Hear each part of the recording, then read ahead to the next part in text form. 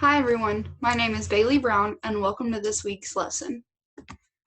We're going to start off by going to the PowerPoint. This is Module 4, Chapter 11. So in the first question, we were given the image down here at the bottom on the left, and it was then transformed to the image on the right. And the question was, what kind of transformation was made?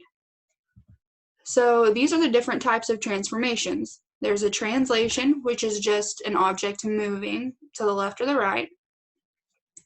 A rotation is the object turning. The dilation would be to make the object smaller, or reflection would be to make a mirror image of the object. So if we look over at our pictures, we see that the object was turned, so this would be a rotation. We were then asked, what was the degree of the rotation? So we see that it was turned not completely around in a full circle, but halfway. So half of 360 degrees is going to be a 180-degree rotation. On the second question, we were asked 3 different points. So the first one says one line of symmetry but no rotational symmetry, and they're wanting an example of this. So I used this like 3/4 shape. So we see that the one on the left, if you were to fold it on that black line, that it would be symmetrical. But if you were to rotate it and keep that line in the same position, it would not be symmetrical.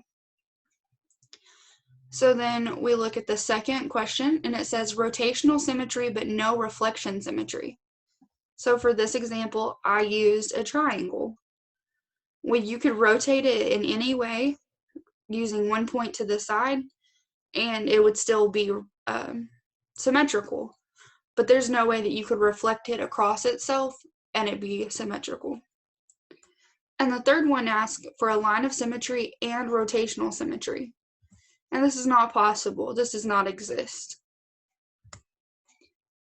And on this one, it says, is this image down here in the bottom right a vertex figure? Why or why not?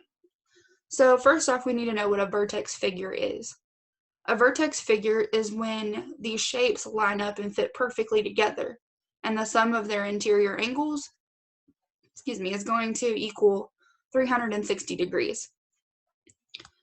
So the measure of the interior angles creates a larger degree measure than 360 degrees. You can tell by the measurements of inside of each of the individual shapes. We've got 108 degrees, 120 degrees, and 135 degrees. And this equals 363 degrees, which is larger than 360 degrees. So this would not be a vertex figure.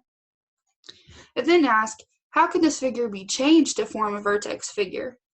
And my response would be that the overlapping figure could be transformed into a vertex figure by decreasing the angle measurement of one of the shapes by 3 degrees, making the total degree count 360 degrees. You could also go about this by making each of the shapes 1 degree smaller, or you could do one of the shapes 1 degree smaller and another one of the shapes 2 degrees smaller. There's many different ways you could do this, but the overall information that you need is that the interior angles need to equal 360 degrees. And on this question, we are asked 4 different parts. So in part A, it says demonstrate why triangle QPT is equivalent to triangle SPT and why it's true. So this diagram that we've got right here on the right, we notice that it's got this line right here in the middle. This represents equality on both sides of the line. So we see that point QPT is on the left side and PST is on the right. So this line right here in the middle represents equality regardless, but we've also got some other indicators that they could be equivalent. So these small blue lines on the top triangle part, those represent that each side of those are going to be the same length. And down here at the bottom in the red represents that each side of those are going to be the same length. So the red on each side of the line is equal to each other, and the blue on each side of the line is equal to each other, but the blue and the red are not equal to each other. So this is how we know. There's a few different ways to tell, but this is how we know that those triangles are equivalent to each other. Next, it says to demonstrate why angle QPT is equivalent to angle SPT. So we see that QPT is on the right, and the angle is going to be formed right up at point P. And for SPT, it's on the other side, but it's going to have the same angle. And we just learned that those blue lines are equivalent to each other, and that line in the middle represents both halves being equal to each other as well. So we know that this angle is going to be the same on both sides. Next, we've got C, which says demonstrate why triangle QPV is equivalent to triangle SPV. So we've got QPV, which is the top portion on the left-hand side, and then we've got SPV, which is the top portion on the right-hand side. So we've already discovered that both sides of this top triangle are equivalent to each other because of the blue lines indicated on each side. So if we know that this point P, the angle that's created on point P, is going to be split completely in half, then that's going to mean it's equal on both sides. And because we have this other line right here, that represents it being completely equal also. So we've got like a cross that's made. So we see clearly now, right here is a triangle, and right here is a triangle. And because of these blue lines right here in the middle of them, we know that they're equal to each other.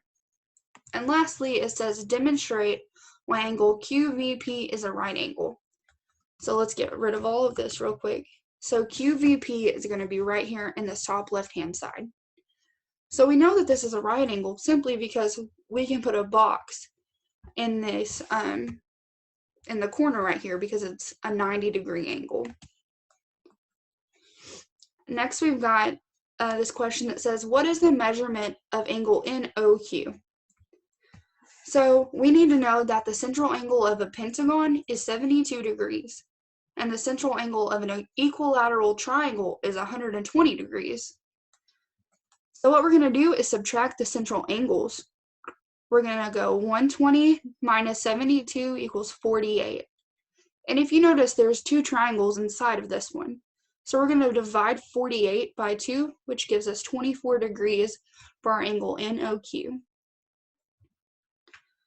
Lastly, we've got this statement. It says, Jenny holds a ruler 2 feet in front of her. She sees that the top and bottom points of vertical cliff face line up with the mark separated by 1.5 inches on the ruler. Jenny is 1/4 of a mile away from the cliff. So first off, we need to know how long a mile is. A mile is 5,280 feet. So 1/4 of a mile, or 1/4 of this, would be 1,320 feet. So what they're wanting to know is, what is the approximate height of the cliff? So first we're going to take the number of feet the ruler is in front of her divided by the vertical cliff lineup. So the ruler is 2 feet in front of her divided by 1.5 inches, which is the vertical cliff lineup. And this is equal to the height of the cliff divided by 1/4 of a mile. So then we're going to convert 1.5 inches to feet. 1.5 inches equals 0.125 feet. Next, we want to do the height of the cliff divided by 1,320, which was the 1/4 of a mile, equals 0.125 feet divided by the 2 feet, which was how far away the ruler was from her face. We're going to multiply both sides of the equation by 1,320. This gives us the height of the cliff being roughly 83 feet. All right, everybody, thank you so much for attending my lesson with me today, and I can't wait to see you next time.